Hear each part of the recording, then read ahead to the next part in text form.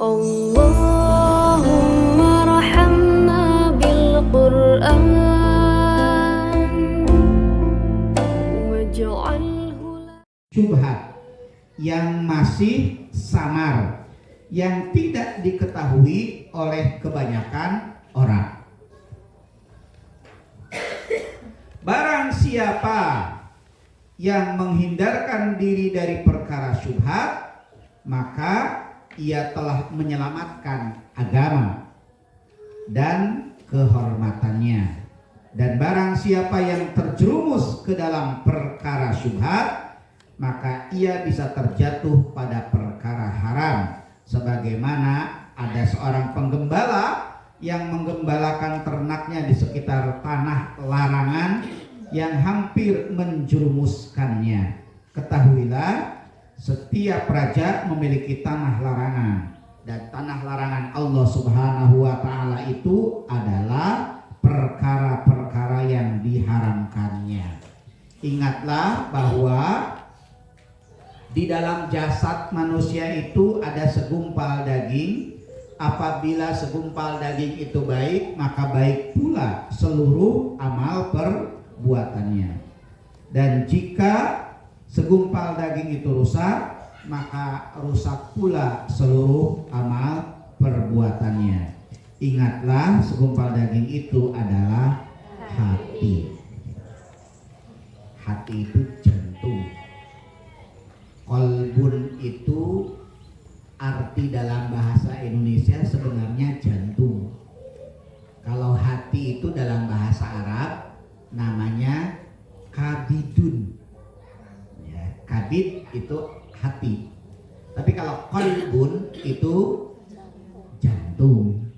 Cuman masalahnya, apakah yang dimaksud dengan qalbun itu adalah jantung yang menjadi organ tubuh manusia, atau qalbun itu ada sesuatu yang tidak diketahui oleh manusia, tapi hakikatnya ada dalam diri kita, cuman kita tidak pernah tahu di mana letaknya, ya. Karena faktanya, kalau jantung si A yang baik diberikan kepada jantung si B yang buruk, ya kan? Ternyata si B yang buruk ini juga tetap tidak berubah menjadi baik. Nah, kan gitu. Saya misalkan orang baik, jantung saya dicangkokkan kepada orang yang buruk. Nah, orang yang buruk itu tidak otomatis menjadi baik, padahal jantung yang diberikan kepadanya itu jantung yang baik, kan gitu.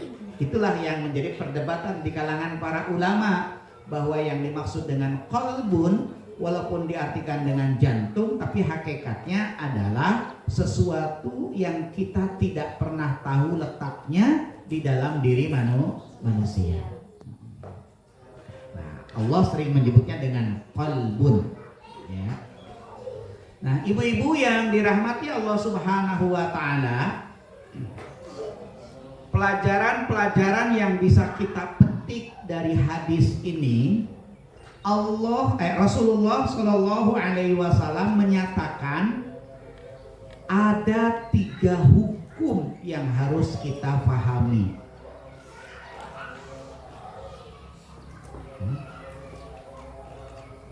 Yang pertama adalah hukum halal.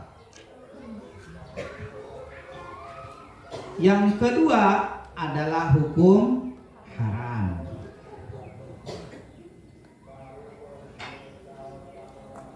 Yang ketiga adalah hukum mustabihat. Mustabihat. Ibu-ibu sekalian,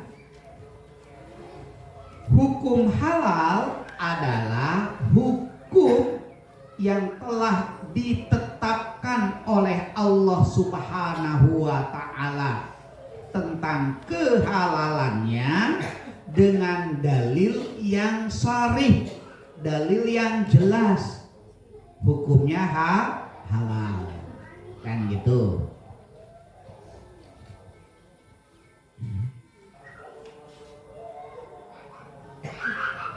Banyak baik di dalam Al-Quran maupun hadis yang secara tegas Allah Subhanahu wa Ta'ala dan Rasulnya menyampaikan tentang kehalalan sesuatu, baik kehalalan makanan maupun kehalalan perbuatan. Jelas kehalalannya.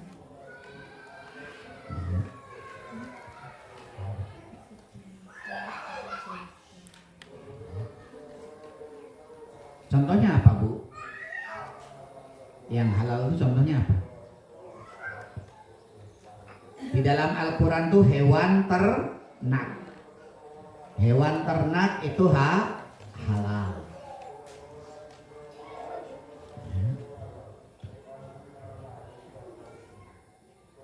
Hewan ternak itu contohnya apa? Sapi, ayam, kambing, bebek, mentok, terus apa lagi? Itu halal hukumnya. Kalau harimau diternak enggak? Tidak.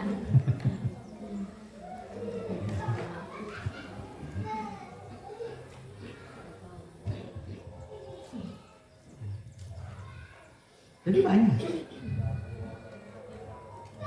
Jadi kalau kita mau merinci, buku kita tidak cukup karena hukum Islam itu begitu banyak. Tapi jelas dalilnya, jelas tentang kehalalannya sesuai dengan dalil yang Allah tetapkan. Jadi Allah bunyikan kehalalannya. Termasuk misalkan gini, kemarin Ramadan ya, berhubungan suami istri di malam hari itu halal. Ya.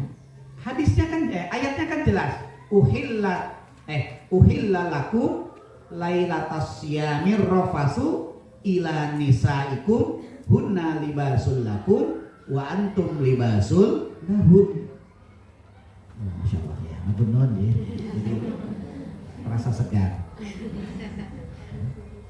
Itu jelas Allah mengatakan dengan kata-kata uhilla. Sehingga kalau ada yang berdalil selama bulan Ramadan tidak boleh berhubungan badan suami istri, dia telah menetapkan hukum yang menyalahi Al-Quran.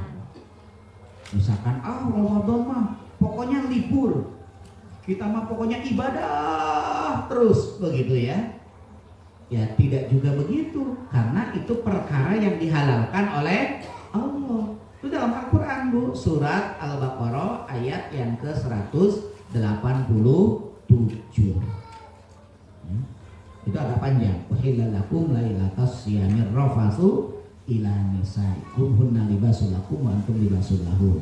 Yang diperkenankan oleh Allah berhubungan suami istri itu di malam hari. Kalau di siang hari jelas keharamannya. Ya, jelas keharamannya. Tidak boleh suami istri melakukan hubungan walaupun alasannya kan dengan istrinya. Ya, dengan istrinya saja nggak boleh, apalagi istri tetangganya. Gitu ya. Itu di siang hari nggak boleh. Ya. Dengan alasan apapun, dengan dalih apapun. Misalkan ibu-ibu sekalian mau merekayasa sebuah hukum. Rekayasanya begini, ayo Pak, kita ke Solo aja ya Pak, gitu ya. Nanti di Solo kita menginap di penginapan. Kan kita musafir, kalau musafir boleh batal, kan gitu toh. Berangkatlah ke sana. Nah, di Solo kemudian di siang hari berhubungan badan, itu orang yang merekayasa hukum, tetap tidak diperbolehkan. Tidak diperbolehkan. Bahkan sebagian ulama menyatakan seorang musafir ya yang dia mendapatkan rukhsah ya untuk membatalkan puasa, sebaiknya tidak melakukan hal-hal yang diharamkan pada saat seseorang melakukan puasa, yaitu berhubungan badan. Ya sudah, dilakukannya di malam hari aja kan. Tapi sebagian yang lain ketika kita sedang tidak puasa berarti menjadi halal semuanya kan. Nah, kalau di malam harinya jelas kehalalannya, tapi di siang hari yang mendapatkan rukhsah tadi sedang safar, sedang bepergian, maka melakukan yang diharamkan kemudian menjadi boleh, itu sesuatu yang mustabihat, samar, ya kan? Ya, karena para ulama berbeda pendapat. Sebagian mengatakan boleh karena posisinya sedang tidak melakukan puasa. Tapi sebagian ulama tidak, ya tetap harus karena rukhsahnya bukan rukhsah berhubungan badan, tapi rukhsahnya rukhsah membatalkan puasa karena safar. Jadi yang pertama tentang hukum halal. Yang kedua, ibu-ibu sekalian, hukum yang kedua adalah hukum haram yang ketetapannya ditunjukkan oleh dalil yang sharih baik di dalam Al-Quran maupun As-Sunnah. Dalil yang sharih itu dalil yang jelas, ya, baik di dalam Al-Quran maupun As-Sunnah.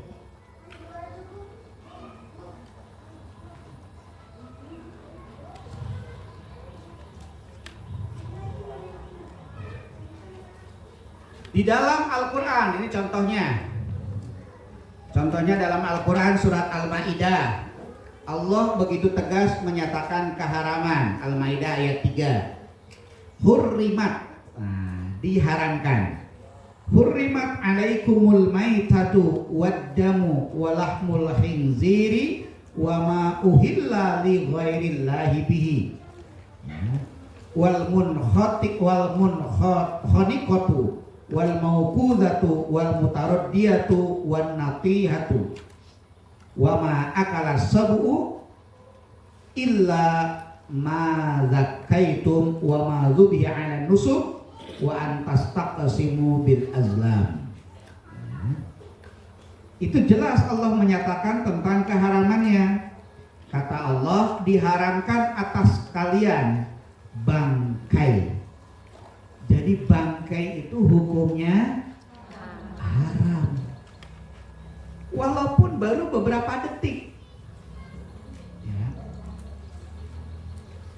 Pernah ada satu peristiwa,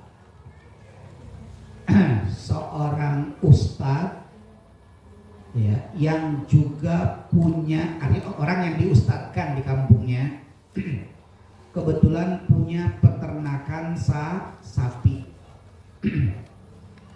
Sehari-harinya dia menjual daging sapi dari sapi peliharaannya. Nah, satu kali sapi ini akan dibawa ke tempat penyembelihan.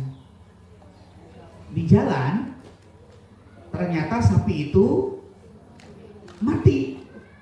Disampaikanlah oleh supirnya kepada Pak Ustadz ini. Kata Pak Ustadz, segera disembelih. Ini orang Pak, aku rugi 30 juta. Kan itu ya, rugi 30 juta. Lah pun mati ya Pak. Orang apa-apa wong pakai.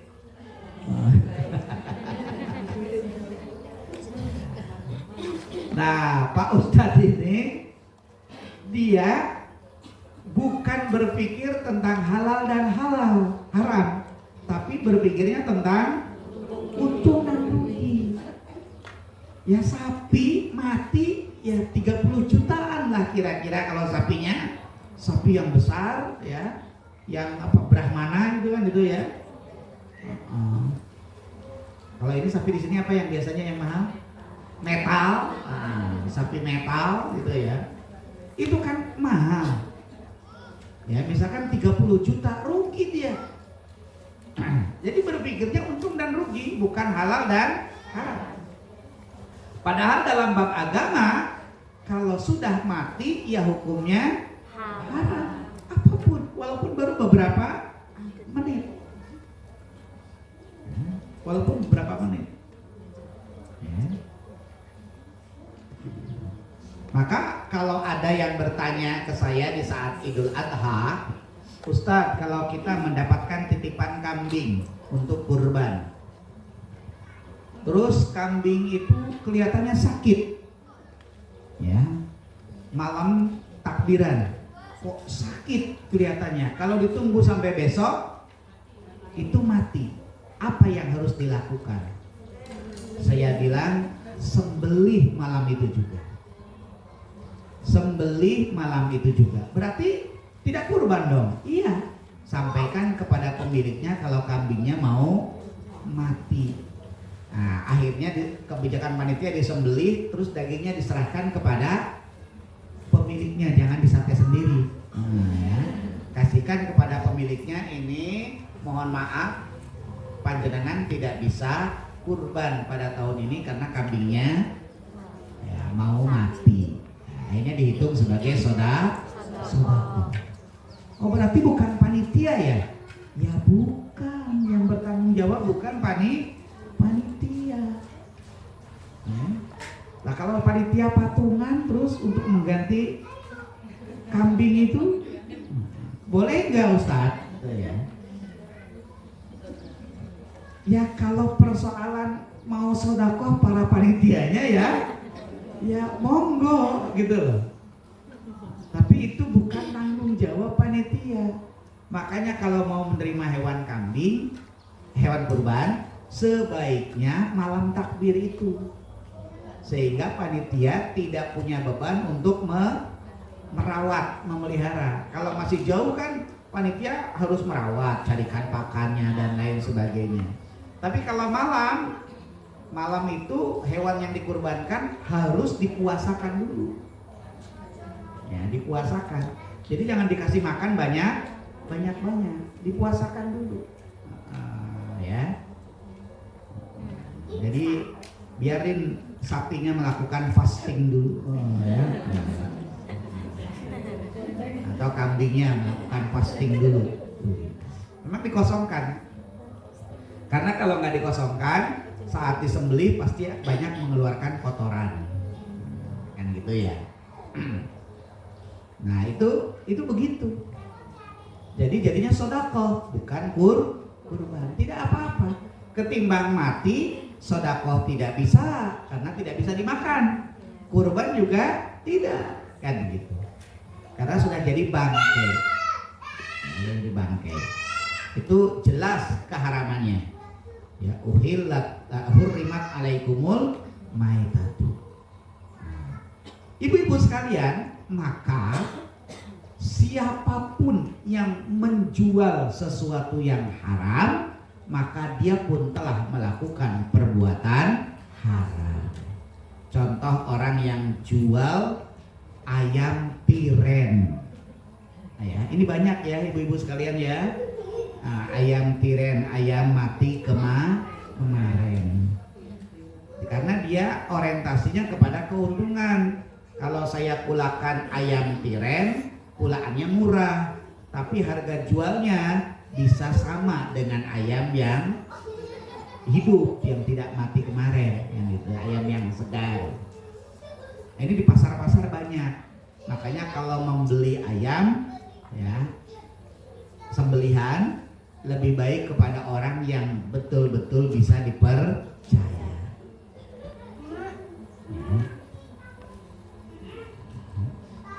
Ayam tiren. Dan yang namanya bangkai, ibu-ibu sekalian, itu seluruhnya, mulai dari kepala sampai ke ujung kaki. Jadi tidak bisa kita mengatakan nggak apa-apa kan cuma cekernya doang. Gitu ya. Ya, cekernya pun tetap menjadi bagian dari tubuhnya ayam yang mati. Gitu. Ya ceker boleh kalau ayamnya memang tidak mati, disembelih dengan benar, kan gitu. Ini biasanya penjual mie ayam itu ya karena dia berorientasi pada keuntungan, dia sudah tahu itu mana pedagang-pedagang yang menjual ayam tirai. Nah, dia belinya ke situ gitu loh. Kalau pakai bumbu kan akhirnya sama aja rasanya dengan ayam yang biasa. Ini hati-hati ya, ibu sekalian, hati-hati. Tahun berapa itu di suatu kota saya pernah saking mau iritnya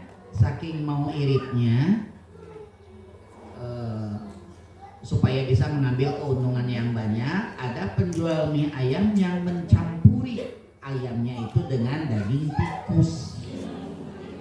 Ya, tikusnya dibelek dulu tikusnya. Ada. Ya. Iya. Itu hati-hati itu. Ya. Makanya kadang-kadang kita ini ragu-ragu mau membeli mie ayam kok harganya 5.000 gitu ya. Ya, tapi ada juga strateginya, mie ayamnya 5.000, ternyata ayamnya cuma 2 iris ini ya, kecil-kecil ya itu. Tapi kalau jualnya 5.000 kok ayamnya banyak, nah itu kita justru perlu curiga. Sama juga dengan bakso, ya, Ya, bakso itu kalau kita konsumen kadang-kadang orientasinya orientasi murah. Padahal sebagai seorang muslim dan muslimah, orientasi yang pertama bukan murah. Tentunya orientasi yang pertama adalah halalnya. Ya, halalnya. Kalau ada yang halal murah, alhamdulillah. Tapi kalau misalkan ada yang jual bakso murah, oh ininya banyak, apa pentolnya itu, nah, ya. Jadi namanya apa, pentol? Kalau di Bandung itu bukan pentol, saya tahu pentol itu di Surabaya. Ya kalau di Bandung ya baksonya, itu banyak, harganya murah. Nah kita harus ragu-ragu. Kita harus ragu-ragu. Boleh bertanya kok sama penjualnya. Boleh. Tanya, nyuwun pangapunten, niki dagingipun halal apa boten? Berani nggak Bu? Lah itu hak konsumen itu. Karena begini Bu, ada penjual yang mencampur dengan babi, tapi dia tidak terus terang, cuman dia akan menyampaikan kepada orang yang bertanya. Ada penjual. Nah, misalkan gini, ya, ini misalkan, tapi ada di Jogja ini ada kasusnya. Jadi saya mau beli, saya tanya, Pak, ini halal setuju atau boten, atau dicampuri kalih babi? Dia kalau campuri Mas, ini boten ya, rugi, nah kan gitu. Nah kok panjenengan boten kan? Nah nggak menyampaikan kalau ini babi. Ya dia bilang saya akan memberitahu sama orang yang nanya tuh. Nah, kalau yang nggak nanya nggak saya beritahu. Padahal yang beli ke situ banyak yang berjilbab. Gitu. Kan begitu. Itu perlu. Maka indikator pertamanya kalau saya, Bapak Ibu sekalian, kalau saya misalkan mau beli bakso, yang pertama ada tulisan halalnya dulu. Karena orang berdagang kalau itu betul-betul halal, dia tidak akan takut untuk mencantumkan tulisan halal. Walaupun tulisan halal itu tidak menjamin. Karena ada orang yang licik, ya, dicampur tapi ditulisi halal, ya itu mah sudah urusan dia dosanya, kan begitu. Ya, tapi itu bisa menjadi alat ukur kita kalau mau beli, yang ada tulisan halalnya dulu. Karena kalau enggak ada tulisan halalnya, peluang besarnya, ya, dia mencampur. Ya, contoh misalkan ada pedagang begini, dia berani mencantumkan begini, perbandingannya dagingnya 3 kilo atau 5 kilo, tepungnya hanya sekilo. Nah, berarti dia beneran kan begitu. Berani begitu karena dia beneran membuat membuat baksonya itu perbandingannya seperti itu. Begitu juga yang halal. Kalau dia jual yang halal, dia akan berani untuk mencantumkan bahwa ini adalah halal kan begitu. Seperti bakso baskom. Baskom itu kan satu-satunya yang berani. Dagingnya sekian kilo, tepungnya 1 kilo. Perbandingannya berapa saya lupa. 5:1 apa 3:1 begitu. Itu baskom. Ya. Karena ada juga yang tepungnya lebih banyak daripada dagingnya gitu. Tapi bakso yang murah itu selalu tidak halal. Karena bisa jadi tadi komposisi tepung dan dagingnya. Yang kedua mungkin pakai campurannya daging ayam untuk mensiasati harga begitu. Karena orang Indonesia itu ya seringkali pragmatis, yang dicari yang murah. Ya, walaupun mayoritas Muslim. Ya. Jadi di Indonesia ini termasuk ada anomali. Muslimnya terbanyak di dunia, tapi perilakunya tidak mencerminkan ajaran Islamnya, ajaran agamanya. Ya, kalau di Finlandia orangnya tidak percaya sama agama, tetapi perilakunya banyak yang berkesesuaian dengan agama. Hasil penelitian dosen di UIN Jakarta, di dunia ini hanya satu yang tingkat religiusitasnya bagus dan itu berimpact kepada perilaku masyarakatnya bagus, yaitu Malaysia.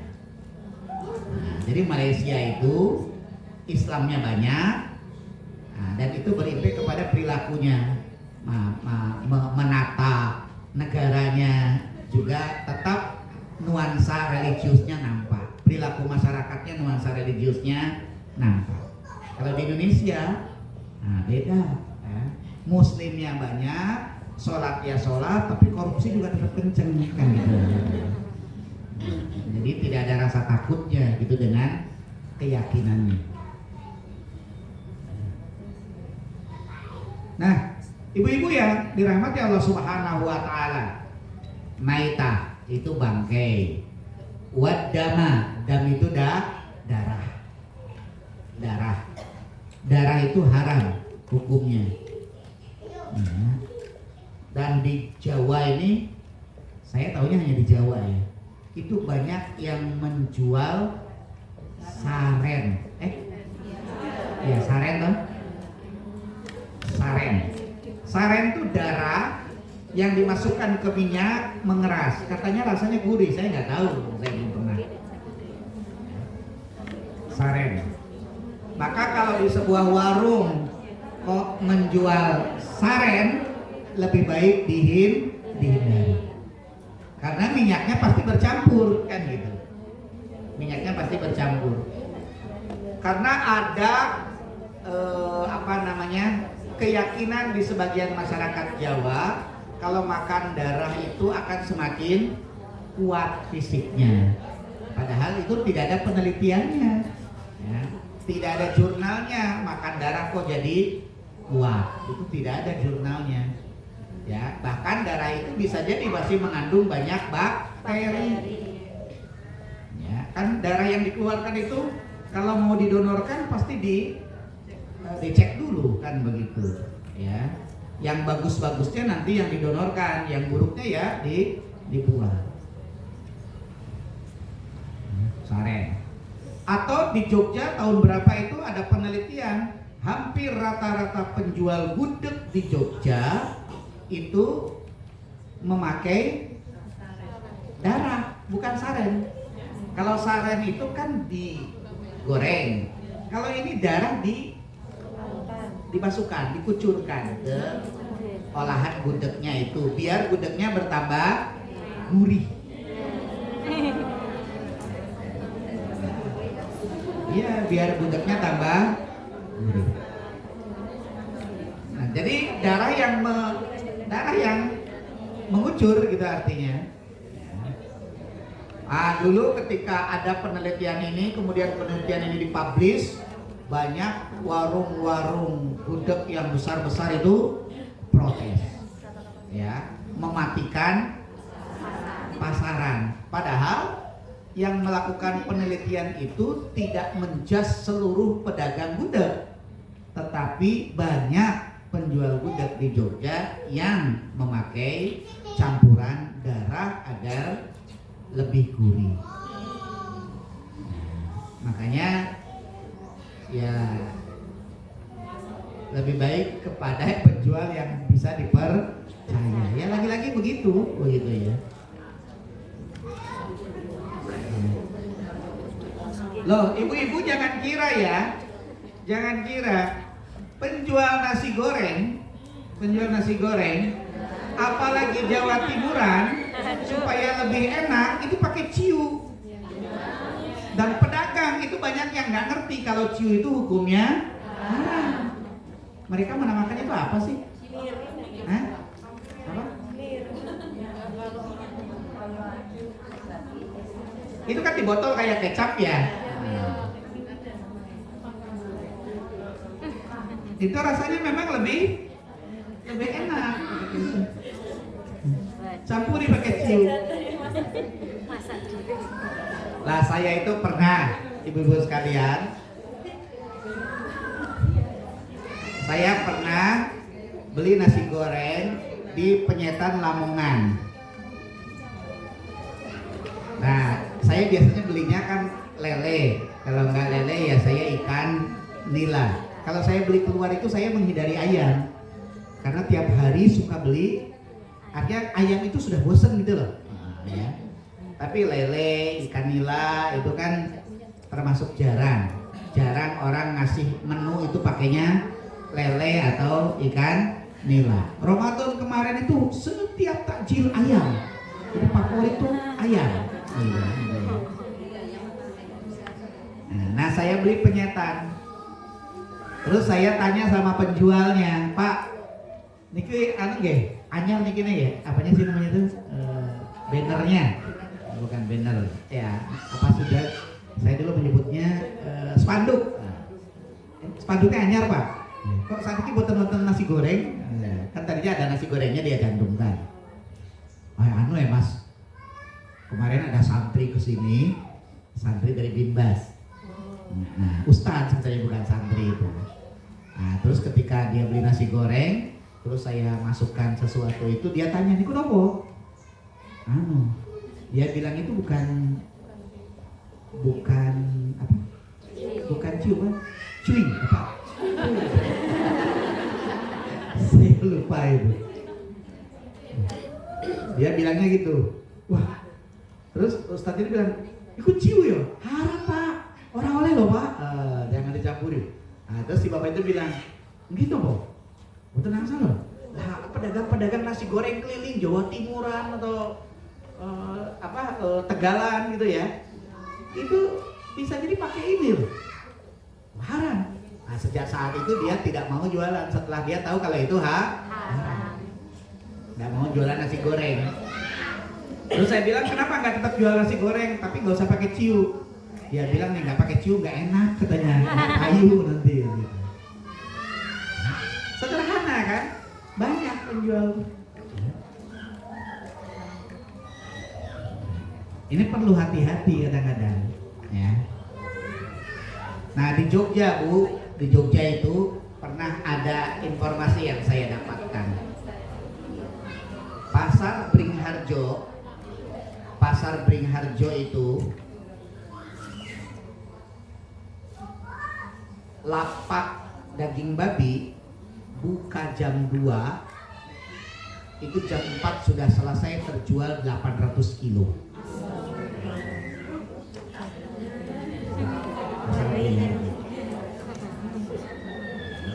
Pernah ada informasi begitu. Kalau di Solo itu 1,2 kintal.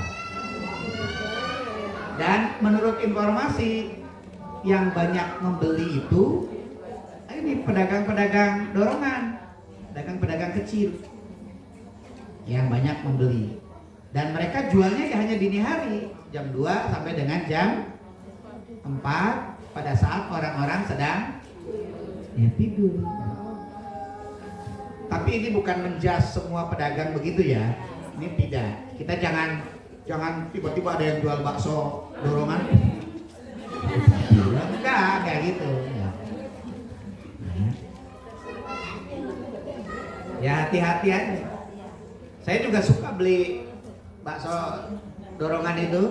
Orangnya suka ke tempat saya sholat maghrib di masjid. Nah, saya pernah tanya, Pak, niki bakso panjenengan niki kok mirah, Pak?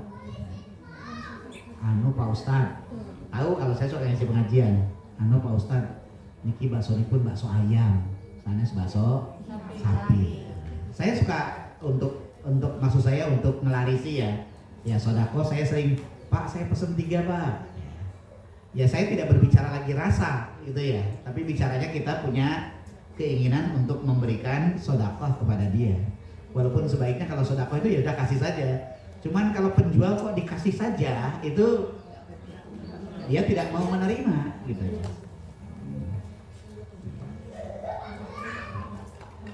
Jadi tidak semuanya.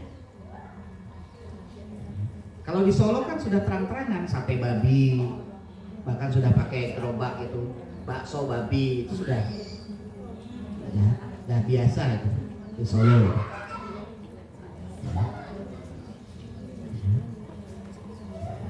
Jadi lahmul khinzir. Nah itu di ayat berikutnya kan, wadam walahmul khinzir, daging babi. Daging babi itu bagian mananya pun itu hukumnya tetap haram.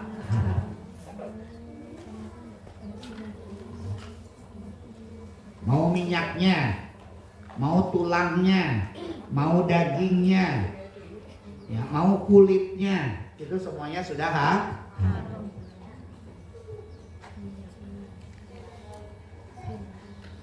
Yang lucu lagi, ada di sebuah kampung, bukan di Jogja, yang kampung itu dikenal sebagai kampung peternak babi.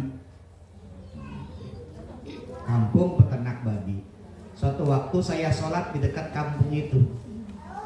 Terus saya ngobrol sama salah satu jamaah selesai sholat.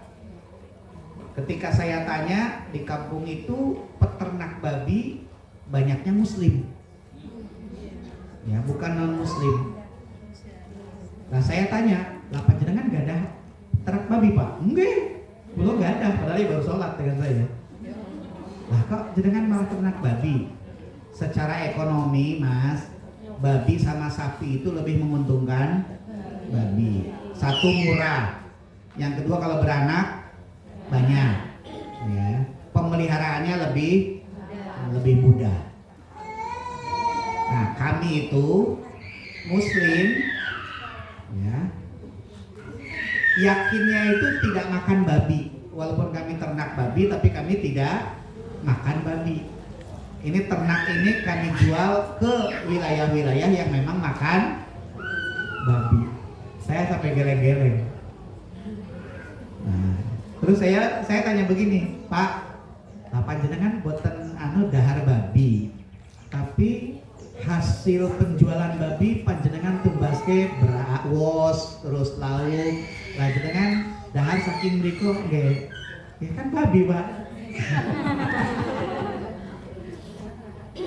Dia diam, nggak bisa jawab begitu ya, nggak bisa jawab. Jadi itu jelas keharamannya. Ya. Terus wama uhilla li ghairillah, dan segala hewan yang disembelih tidak atas nama Allah. Dulu zaman Pak Harto berkuasa, pernah ada perdebatan di kalangan para ulama, ya, terkait dengan impor daging babi dari Australia. Ya, kenapa jadi perdebatan? Karena Australia itu negaranya negara non muslim, banyak orang kafir. Yang bekerja di peternakan itu banyak orang kafir. Lantas bagaimana kita mengimpor daging yang hewan itu disembelih bisa jadi oleh orang kafir? Maka para ulama mengusulkan ke pemerintah untuk impor itu bukan daging tetapi hewan hidup. Nah, rupanya ibu-ibu sekalian, pemerintah Australia paham karena Indonesia itu kan pasar besar, ya. Akhirnya mereka membuat teknologi sapi itu tidak disembelih, tapi langsung pakai mesin gitu ya. Bukan tidak disembelih tapi disembelihnya pakai mesin. Dan operatornya itu harus muslim. Jadi tinggal dipijit, terus langsung diolah, sudah terpisah itu antara daging, tulang, sudah terpisah pokoknya gitu. Teknologinya kan canggih. Nah, syaratnya ketika memijit tombol itu harus mengucapkan Bismillahirrahmanirrahim. Itu begitu.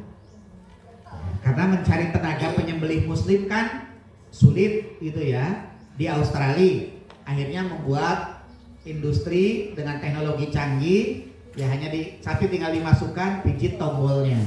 Dulu juga pernah jadi perdebatan terkait dengan sapi yang disembelihnya pakai teknologi itu halal apa haram, karena tidak disembelih gitu kan, tapi langsung pakai mesin. Nah, ternyata cara kerja mesin itu tetap menyembelih terlebih dahulu sehingga darahnya tetap keluar. Akhirnya pemerintah Indonesia meminta yang memijit tombolnya itu harus seorang muslim. Atau di Jawa misalkan seringkali begini, saat acara apa ya, akikah atau kematian ya, yang suka buat ingkung tapi dimaksudkan untuk untuk sajen. Nah, ada kan yang gitu ya. Nah, untuk sajen. Nah, itu hukumnya Jadi kita kalau lihat ada keluarga masak ingkung dibuat untuk sajen, kita nginceng, nanti orangnya pergi kita ambil lumayan. Nah, ya. Jangan begitu, itu hukumnya haram. Karena itu disembelih bukan untuk dikonsumsi tapi diniatkan untuk sajen. Jadi itu bukan karena Allah Subhanahu wa ta'ala.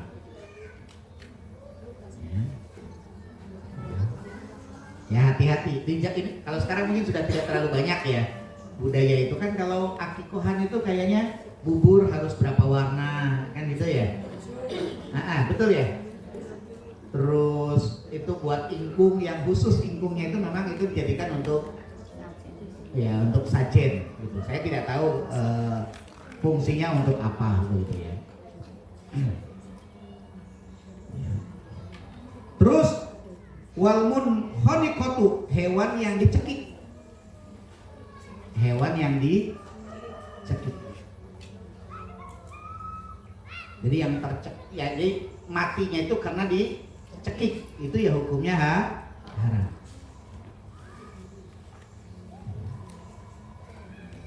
Pernah melihat bagaimana nyembelih unta, ibu-ibu sekalian? Gimana sih nyembelih unta itu?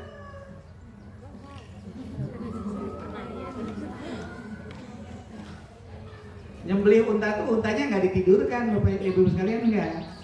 Jadi langsung unta sedang berdiri langsung kayak ditusuk tapi di black begitu. Dan itu orangnya harus ahli, harus tahu posisi 3 uratnya yang harus kan yang halal tersembelih itu kalau urat makanan, nafas, sama satu lagi apa? Saya kalau lupa itu putus begitu. Nafas sama udara kalau tidak salah ya. Nah, itu putus berarti itu sah. Karena ada juga itu yang putus baru urat makanannya. Setelah disembelih kok masih berdiri, lari-lari lagi. Bahkan dadah-dadah. Berarti itu belum 3 uratnya putus.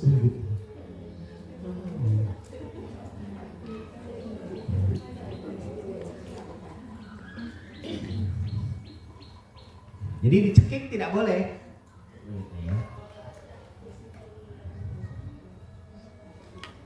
Kemudian yang berikutnya yang dipukul, al-mauqudah, hewan yang dipukul. Pernah lihat gimana nyembelih anjing, Bu?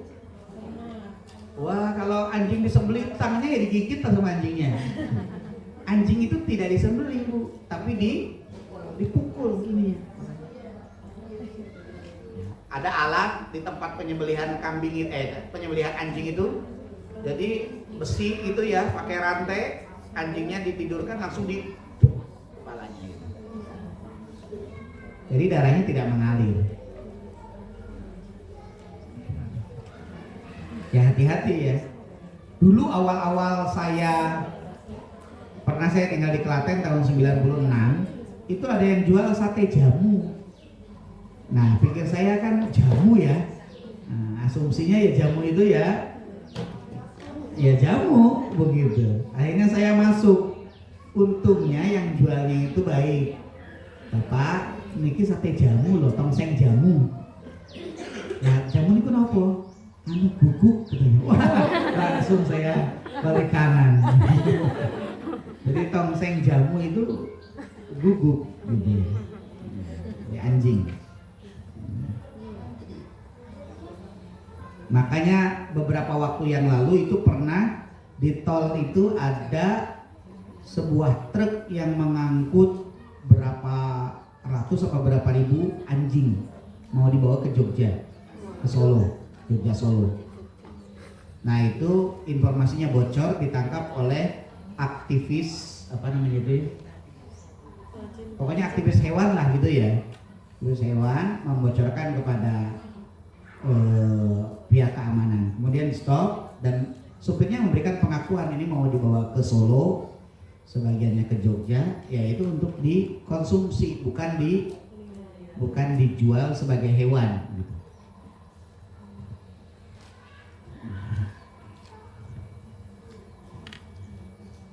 Nah itu yang diharamkan. Masih banyak ibu-ibu sekalian, kalau saya ini hanya menyampaikan apa yang ada di dalam Al-Quran. Nah hukum yang ketiga adalah hukum yang mustabihat. Hukum mustabihat itu hukum yang tidak secara tegas kehalalannya, juga tidak secara tegas keharamannya. Jadi Allah tidak pernah menyampaikan secara tegas tentang kehalalan dan keharamannya. Begitu pula Rasulullah, itu mustabihat.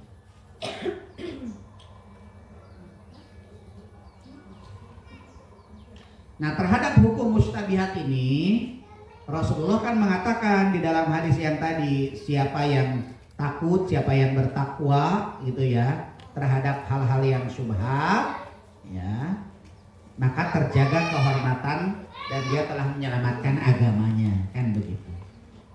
Nah, ibu-ibu sekalian, mustabihat ini kemudian oleh fikih diturunkan hukumnya menjadi bermacam-macam. Ada hukum makruh, ya kan?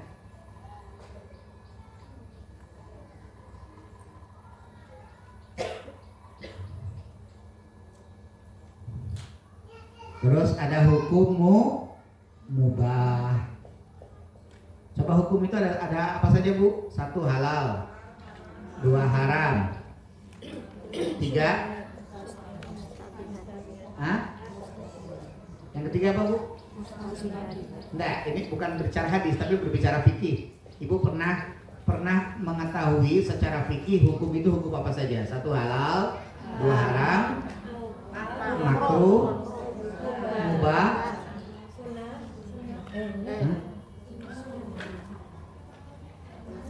makruh, mubah.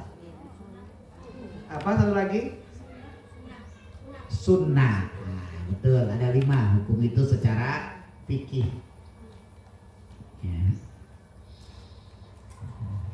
Jadi mustabihat itu tidak jelas kehalalannya dan tidak jelas keharamannya. Contoh misalkan ibu-ibu sekalian, adakah dalil tentang keharaman anjing? Ada nggak, Bu? Di dalam hadis anjing itu yang disebut menyatakan haramnya, najisnya itu adalah liurnya. Pertanyaannya, ketika Rasulullah menyatakan liurnya itu mencakup seluruh badan anjing atau hanya liurnya saja, sehingga anjingnya boleh dimakan. Nah, ini yang masuk mustabihat. Karena tidak tegas kehalalannya, tidak tegas juga keharamannya. Kalau dulu ada tokoh di Jogja, Kiai Haji Ayer Fakhrudin, ketika ditanya boleh enggak makan daging anjing, jawabannya kok neko-neko mangan daging anjing, wong daging ayam, sapi, kambing aja masih banyak, katanya gitu. Ya memang jawabannya juga tidak tegas, karena Allah dan Rasulnya pun tidak tegas terkait dengan hukum anjing. Maka ada segolongan yang menghalalkan daging anjing, tapi tidak pada bagian mulutnya yang mengeluarkan liur. Ada yang menghalalkan, tapi ada yang mengharamkan. Karena liur itu mau tidak mau diproduksi oleh tubuh. Karena liur itu diproduksi oleh tubuh, maka tubuhnya pun ya najis hukumnya. Kalau najis dimakan pun hukumnya ya haram. Nah, ini ada berbeda pendapat. Inilah yang disebut dengan mustabihat.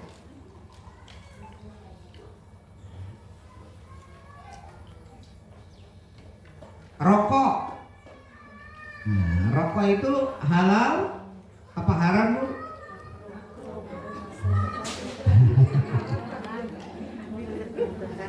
Ya. Allah tidak secara tegas menyebut dengan rokok. Ayatnya itu berbicara tentang khamr. Innamal khamru wal maisiru wal azlamu rijsun min amalis syaitan. Kan gitu. Khamr. Tapi di ayat yang lain Allah mengatakan yas'alunaka 'anil khamri kul fihima ismun kabirun wa manafi'u linnas wa ismuhuma akbaru min naf'ihima. Mereka bertanya tentang khamr. Katakanlah bahwa khamr itu ada positif dan ada negatif. Ismun, tapi negatifnya lebih banyak daripada positifnya, kan gitu. Nah, rokok sebagian ulama menetapkan dalilnya pada ayat yang ini, yas'alunaka 'anil khamri qul fihima ismun kabirun wa manafi'u linnas. Pada ayat itu Allah belum mengharamkan khamr. Karena ayat yang mengharamkan khamr itu yang berbunyi innamal khamru wal maisiru wal azlamu rijsun min amali syaiton. Itu yang mengharamkan. Sedangkan pada ayat yang tadi ini yas'alunaka 'anil khamri wal maisir qul fihima ismun kabirun wa manafi'u linnas, itu tidak ada kata-kata keharaman. Kenapa rokok dalilnya diambil di situ? Karena rokok itu, Bu, sebagian ulama mengatakan berbeda dengan khamr. Khamr itu yang menyebabkan diharamkannya karena memabukkan. Yang kedua merusak tubuh. Yang ketiga merusak lingkungan. Nah, itu khamr kan gitu. Rokok dua syaratnya terpenuhi, merusak tubuh, merusak lingkungan. Tetapi pada bab bahwa rokok itu memabukkan ternyata tidak memabukkan. Makanya rokok dimasukkan ayatnya yas'alunaka 'anil khamri. Rokok itu ada positifnya, ada negatifnya, ya kan? Positifnya bisa menampung tenaga kerja banyak, ribuan. Nah, kan gitu ya. Nah, cukai negara juga tinggi. Nah, dari rokok itu positifnya. Tapi negatifnya lebih banyak. Ya. Ya, negatifnya lebih banyak. Karena apa?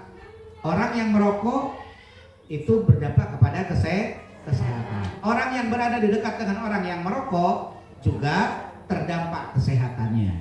Perokok pasif itu lebih bahaya daripada perokok aktif.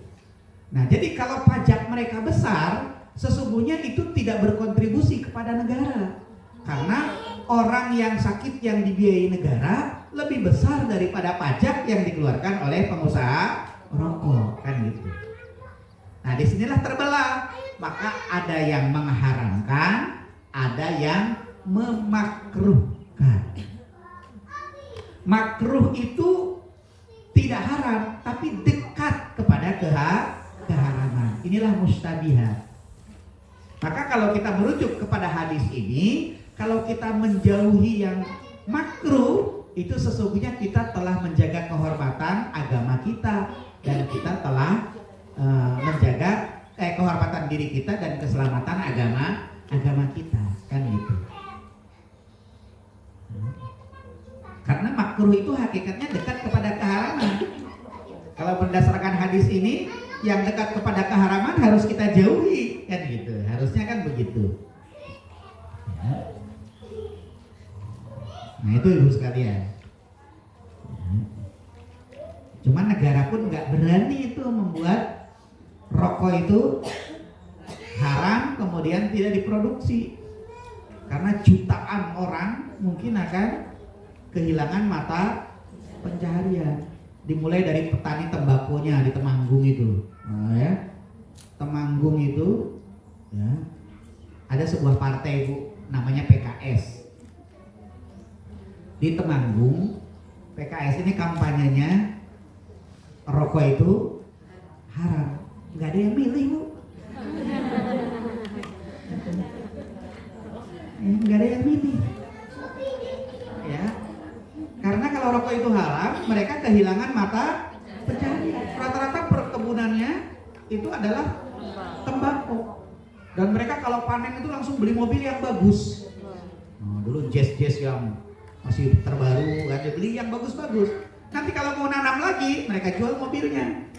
Nah, gitu, untuk modal nanamnya itu begitu. Itu nggak payu tuh, nggak dapat anggota dewan kalau nggak salah gitu. Ya karena itu. Jadi rokok itu mustabihat itu. Ya. Jadi terbelah para ulama dalam menetapkan hukum. Kalau yang secara tegas menyatakan haramnya rokok, ya Muhammadiyah. Kalau yang memakruhkan ya NU, Nahdlatul Ulama. Jadi kalau banyak melihat kalangan kiai NU merokok, ya kita memahaminya bahwa karena mereka menetapkan rokok itu hukumnya makruh. Tapi kalau ada orang Muhammadiyah merokok, berarti Muhammadinu.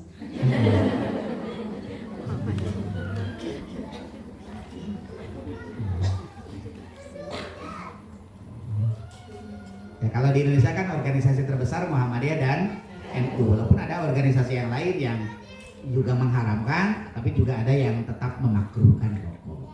Jadi itulah hukum yang mustabihah. Nah, ibu-ibu sekalian, ya, di tengah-tengah perkembangan ilmu pengetahuan dan teknologi, sesuatu yang mustabihat itu bertambah banyak, ya, bertambah banyak. Tapi disitulah bahwa hukum Islam itu bersifat elastis, akan menyesuaikan dengan perkembangan zaman. Misalkan, ini saya contohkan, seiring dengan perkembangan zaman, boleh nggak nikah pakai video apa namanya? Pakai Zoom. Nikah pakai Zoom boleh nggak bu?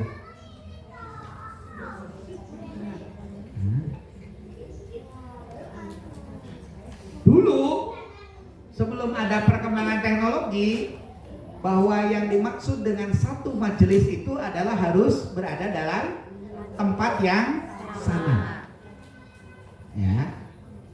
Jadi tidak sah menikah itu kalau tidak berada dalam satu majelis. Maka dulu pernah pernah ada kasus seorang pejabat yang menikah melalui telepon.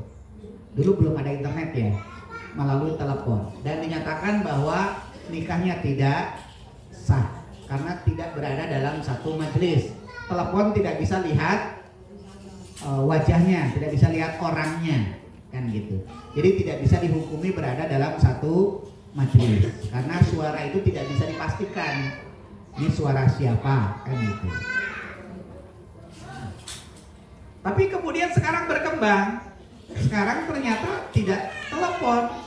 Orang pakai Zoom saja kelihatan wajahnya, posisinya sedang apa, berada di mana, itu bisa nggak dihukumi satu majelis?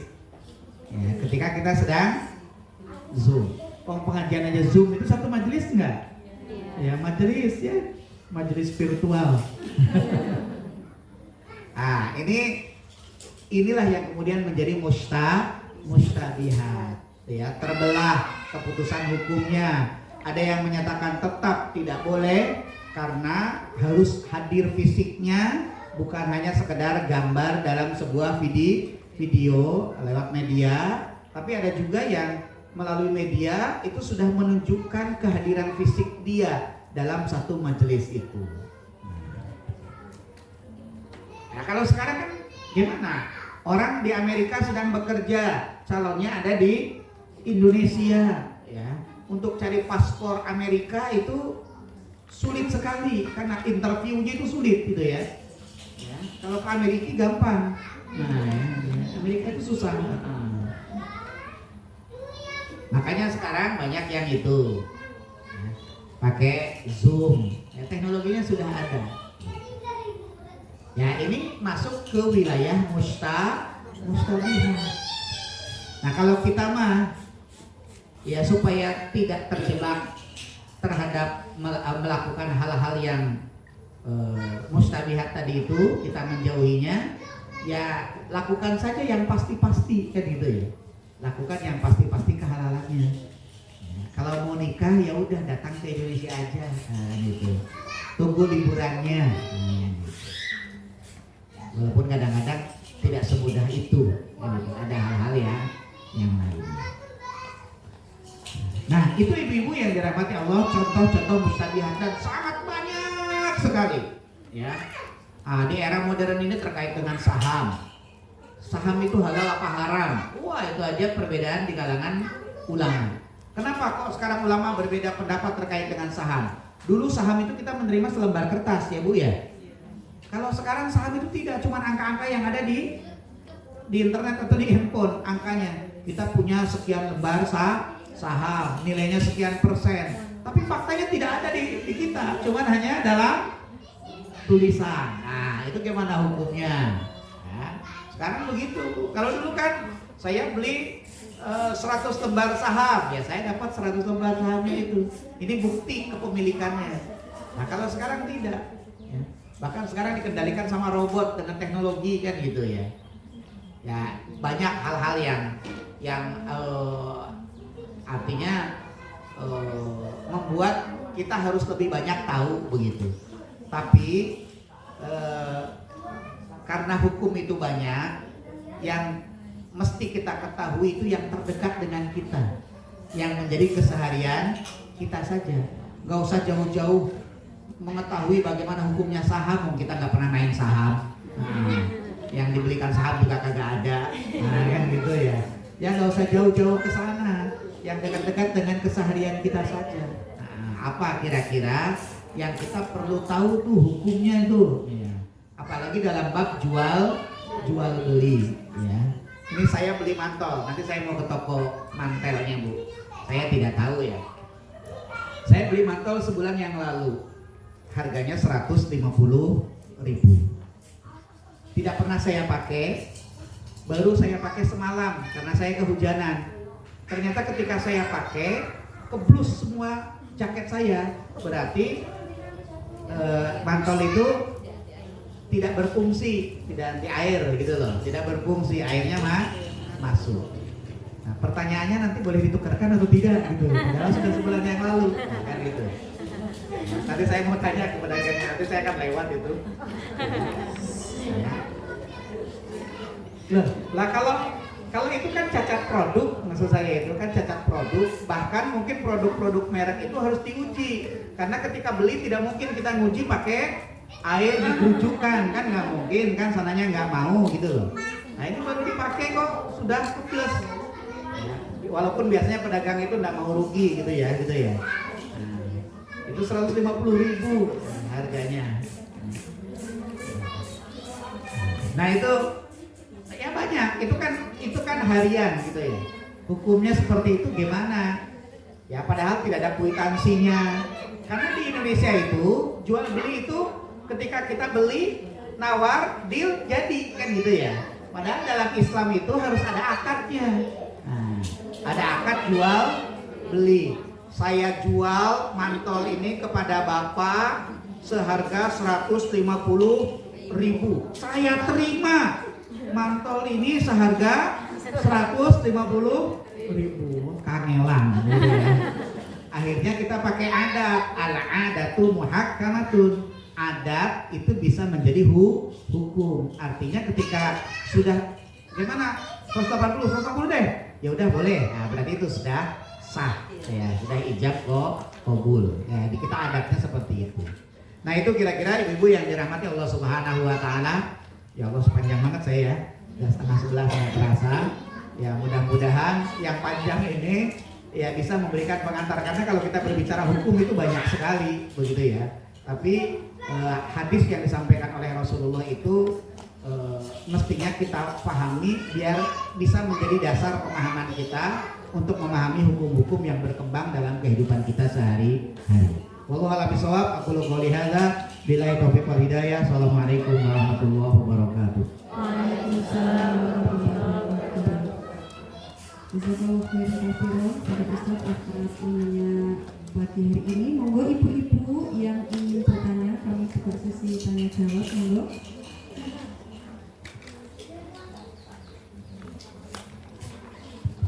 Bismillahirrahmanirrahim. Assalamualaikum warahmatullahi wabarakatuh. Terima kasih atas kesempatan yang diberikan. Masya Allah, jazakallah khair kepada Ustaz Budi yang sudah memberikan penjelasannya yang sangat banyak tadi. Tentu masih banyak ilmu di luar sana yang pasti ibu-ibu semua di sini pasti butuh lagi untuk dipelajari lagi Ustaz. Nah, di sini yang ingin saya tanyakan mungkin terkait dengan hukum fikih kontemporer ya Ustaz, karena ya tadi seperti yang Ustaz sampaikan terkait dengan perkembangan zaman itu kan pasti tantangannya lebih banyak ya Ustaz. Nah, pertanyaannya bagaimana sikap seorang istri menyikapi nafkah yang diberikan oleh suami ketika istri itu merasa pekerjaan suami itu kok mengarah ke arah-arah yang syubhat, bahkan jatuhnya ke haram Ustaz. Contoh tadi misalnya yang disampaikan itu kan tentang investasi saham gitu ya. Nah ini kebetulan teman saya ada yang suaminya itu bermain saham Ustaz. Terus menurut pandangan suaminya itu halal karena ya kan ini dengan ilmu dan sebagainya seperti itu, sudah konsultasi dengan Ustaz juga. Nah beliau menyampaikan seperti itu, tapi menurut istrinya ini tuh mengarah ke haram karena saham yang dibeli itu di perusahaan-perusahaan yang modalnya itu kok dari ribawi, dari bank-bank konvensional. Nah istrinya tuh galau gitu loh Ustaz, ini sebenarnya halal atau haram, terus nanti gimana jatuhnya keberkahan keluarganya kalau dimanfaatkan. Dan mungkin di luar sana juga banyak nih pekerjaan suami yang kok kayak mengarah ke haram ya, kok kayak syubhat ya, gimana ini sebagai seorang istri, apalagi kita tidak bekerja misalnya hanya mengandalkan nafkah dari suami. Nah mungkin kami di sini mohon pencerahan dan pandangannya Ustaz supaya nanti lebih berhati-hati dan bisa menjadi alarm ya bagi suami kalau pekerjaan suami itu kok mulai mengarah ke hal yang dilarang sama agama. Begitu ya, semoga bisa dijawab oleh Ustaz Budi. Terima kasih atas waktunya. Wassalamualaikum warahmatullahi wabarakatuh. Yang bertanya.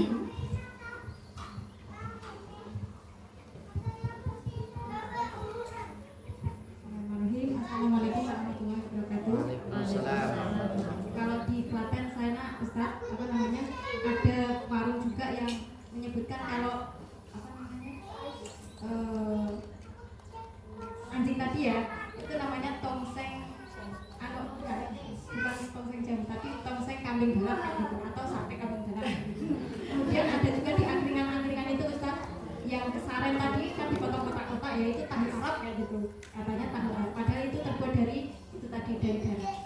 Yang saya tanyakan Ustaz ini ya terkait biasanya kita beli ayam itu kan tidak dada ayam itu kan ada makas atau apa namanya darah di situ, kemudian kalau kita goreng ya bentuknya hitam itu kan Ustaz, kayak darah menggumpal kayak gitu. Nah itu haram atau halal gitu ya Ustaz. Kemudian yang kedua yang saya tanyakan, ketika istri dikasih nafkah sama suami itu, apakah ketika kita yang seorang istri itu untuk membeli sesuatu yang digunakan untuk pribadi itu hukumnya bagaimana? Apakah harus izin terus nek tumbas terus ya berarti izin terus ya gitu ya Ustaz. Nah itu bagaimana hukumnya, sehat atau haram atau bagaimana? Itu Ustaz, matur nuwun.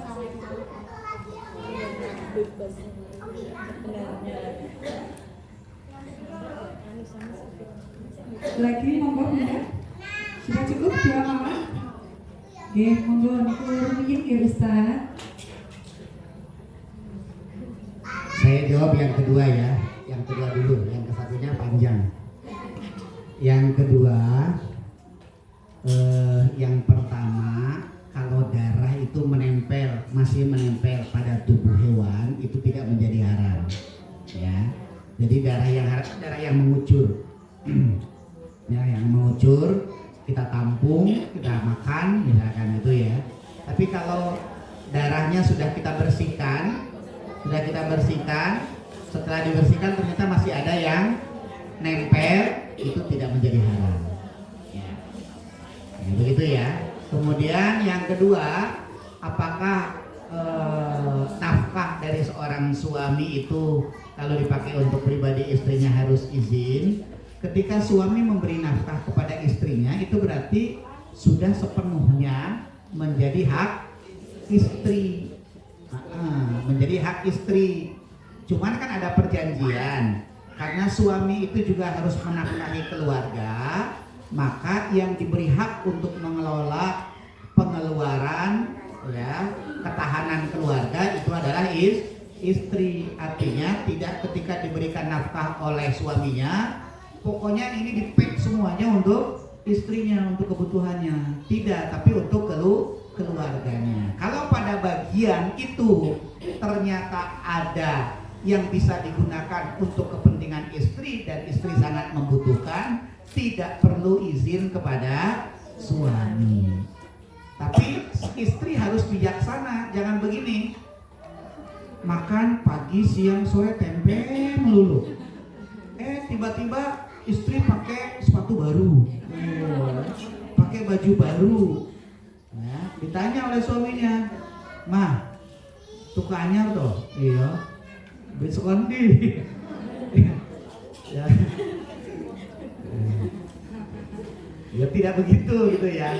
Artinya istri tidak boleh egois bahwa itu hanya untuk kepentingan dirinya sendiri. Jadi suami memberikan itu untuk keluarga, sehingga hak-hak keluarga dipenuhi terlebih dahulu. Kalau ada kelebihan boleh digunakan, kalau tidak ada kelebihan dan istri memiliki kebutuhan, silahkan sampaikan kepada suami.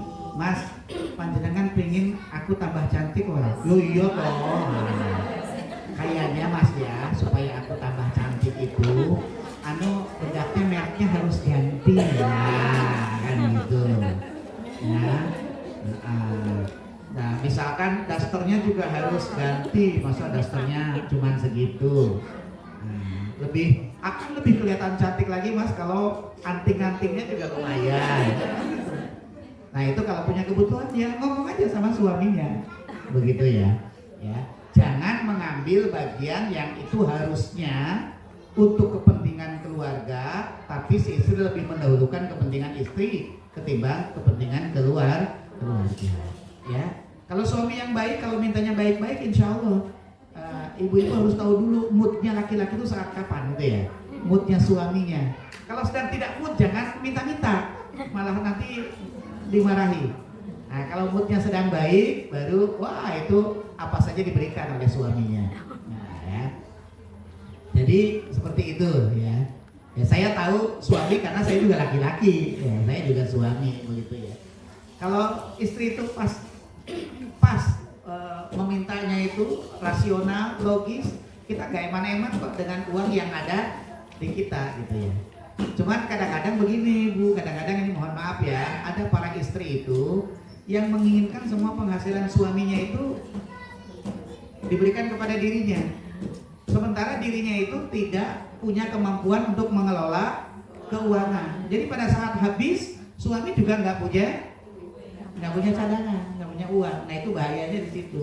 Maka ibu-ibu kalau merasa ibu tidak bisa mengelola keuangan, ya ibu jangan meminta untuk mengambil semuanya dari suami. Biarlah suami yang menabung. Atau kalau ibu melihat suaminya memang tidak bisa mengelola keuangan, ya ibu bisa menawarkan diri. Aku aja yang mengelola mas, nanti dengan butuh apa ya tinggal minta ke aku kan gitu. Itu nggak apa-apa juga begitu, ya. Jadi seorang istri harus sadar diri, begitu, harus sadar diri. Padahal pendapatan suaminya hanya segitu, gitu ya. Nah, gimana kalau yang dikasihkan nggak cukup? Ya masalahnya kalau nggak cukup semuanya juga nggak cukup, kan gitu ya. Kalau diberikan semuanya juga tetap nggak cukup. Disitulah kepiawaian seorang istri yang harus mengatur. Ya. Ya. Jadi itu harus dikomunikasikan antar suami istri. Saya misalkan ini contoh pribadi saya ya, ibu-ibu sekalian. Ketika istri saya bekerja, ya saya bilang kepada istri saya, nih berarti ada hak-hak keluarga yang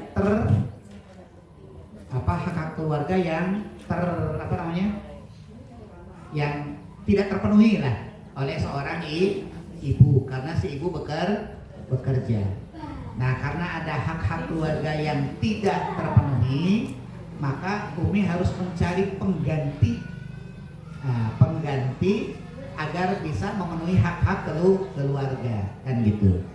Contohnya urusan masak untuk anak-anak itu kan lazimnya seorang istri, walaupun bukan kewajiban istri sebenarnya. Lazimnya si istri, tapi karena si istri bekerja tidak sempat masak, berarti gimana Bu? Ya kalau berarti belinya juga jangan eman-eman dengan uang hasil dari istri itu. Kalau ada pembantu ya si istri jangan eman-eman mengeluarkan gaji untuk pembantunya, untuk ART-nya dari jatahnya si istri ya, karena ada hak keluarga yang tidak terpenuhi, kan gitu. Jadi seringkali istri itu begini, aku tak kerja, gajiku ya duitku ya duitku. ya harus bijak di situ begitu ya, harus bijak karena kalau istri bekerja ada hak suami yang pasti terlewatkan, kan gitu, pasti itu, ya pasti. Ya bisa membandingkan lah, misalkan gini, ibu saya tidak bekerja, bapak saya bekerja. Setiap hari pagi hari bapak saya buka kantor itu sudah terlihat ada kopi di meja, kan kira-kira begitu. Tapi kalau ibu yang bekerja kan belum tentu, kan begitu. Dan ketika suaminya tidak mengeluh, itu sesuatu yang luar biasa. Ya, artinya suami sangat bijak memberikan kebebasan berekspresi kepada istri, tapi istrinya harus tahu diri. Nah, ada hak-hak keluarga yang dia lewatkan, begitu ya. Nah, kemudian pertanyaan yang pertama terkait dengan saham, bagaimana caranya? Jadi begini, prinsip pertama, tidak semua saham itu haram. Ada saham yang halal. Maka kalau ada suami kita bermain saham, harus ditelusuri terlebih dahulu. Apakah investasi saham yang dia tanamkan itu usaha yang proses yang halal atau proses yang haram? Ya, proses yang halal atau yang haram. Kalau proses yang haram, jauhi, tinggalkan. Tapi kalau prosesnya halal, bisa dilanjutkan. Karena sekarang saham itu tidak antara personal dengan perusahaan. Tidak, sekarang itu ada istilah seperti apa? Borak ya? Borak tahu? Hah? Borak itu gini, ada orang yang dia bekerja di saham, tapi dia punya usaha untuk mengamati perusahaan-perusahaan yang kesehatan usahanya. Oh ini sahamnya naik, sahamnya turun. Nah dia menghimpun saham-saham ke orang lain. Nah, tapi dia yang menjadi operatornya. Nah, dia menjadi operatornya. Jadi orang tuh menanam saham ke perusahaan A tapi melalui dia. Nah, gitu. Itu kan borak namanya ya. Nah, itu kepada dia kan gitu. Nah, itu ada yang begitu, ada yang sekarang pakai mesin. Mesin langsung bisa membaca nih karakter perusahaan yang naik atau yang turun pakai mesin. Nah, itu gimana hukumnya begitu. Nah, dikenali dulu mana yang proses yang halal dan mana proses yang haram. Setelah dikenali prosesnya, sekarang saham itu ke perusahaan mana? Nah, perusahaannya perusahaan yang halal atau haram. Tapi kerap kali ini tertutup biasanya. Jadi yang tahu ya hanya yang operatornya itu saja, yang mengumpulkan saham-saham itu, begitu. Nah, itu dikenali. Kalau misalkan prosesnya semuanya halal, tidak masalah, lakukan aja terus, begitu ya. Tapi kalau sudah ada unsur-unsur keharamannya, lebih baik dijauhi. Sampaikan kepada suami, Mas, kalau sudah ragu-ragu dengan kehalalan dan keharamannya, lebih baik kita jauhi saja. Kita harus ngemani-ngemani keluarga, harus sayang dengan keluarga. Apa artinya kita punya harta tapi anak kita tidak soleh-soleh? Apa artinya kita punya harta tapi hubungan kita tidak harmonis? Apa artinya kita punya harta banyak tapi ternyata ada keluarga kita yang sakit-sakitan, kan gitu. Jadi yang kita cari itu adalah barokahnya, keberkahan dari harta itu, bukan banyaknya. Karena kalau banyak tapi bercampur dengan sesuatu yang syubhat, itu akan memberikan negatif kepada keluarga kita. Sampaikan saja kepada suaminya seperti itu. Nah, kalau si istri berkata begitu, berarti si istri itu siap dengan usaha suami seperti apapun. Misalkan pendapatannya tidak sebanyak sebelumnya, itu berarti si istri sudah siap. Karena lebih mencari berkahnya, bukan mencari banyaknya. Karena banyak dan sedikit itu yang membedakan, ya sama hakikatnya, yang membedakan itu adalah keberkahan. Banyak orang gajinya banyak tapi tidak pernah sisa karena itu anak setiap bulan ke rumah sakit, ada urusan macam-macam karena anak mukul tetangganya, macam-macam pokoknya. Nah, itu berarti tidak berkah. Begitu ya Bu ya? Saya kira. Begitu saya kira. Bunda, kalau ada lagi, monggo. Sudah cukupkan. Ya, alhamdulillah ya Ustaz atas ilmunya pada siang hari ini. Banyak sekali manfaat untuk kita semua ya Bunda. Jadi setelah ini kita lebih berhati-hati dalam kehidupan sehari-hari. Mau beli mie ayam, hati-hati. Mau beli ayam, hati-hati lagi, alhamdulillah. Jadi besok kalau beli mie ayam, ayamnya jangan makan. Uangnya masuk ya. Lebih baik buat sendiri sebagai bentuk kehati-hatian kita. Mau makan ayam yang nyembeli sendiri. Mudah-mudahan bisa berkah. Oke, kami ucapkan jazakallahu khairan katsiran kepada Ustaz Budi Muhammad Rasyadi atas ilmu Allah pada siang hari ini. Alhamdulillah banyak sekali manfaat bagi kita semua. Mudah-mudahan kita semua bisa menerapkan dalam kehidupan sehari-hari. Karena kalau waktu sudah siang, kita cukupkan ya bunda-bunda semuanya. Kita doa terlebih dahulu untuk menutup majelis pada siang hari ini. Monggo doa kafaratul majelis bersama-sama wahid isnain salasa. Subhanakallahumma wa bihamdik asyhadu an la ilaha illa anta astaghfiruka wa atubu ilaik. Walhamdulillahi rabbil alamin. Allah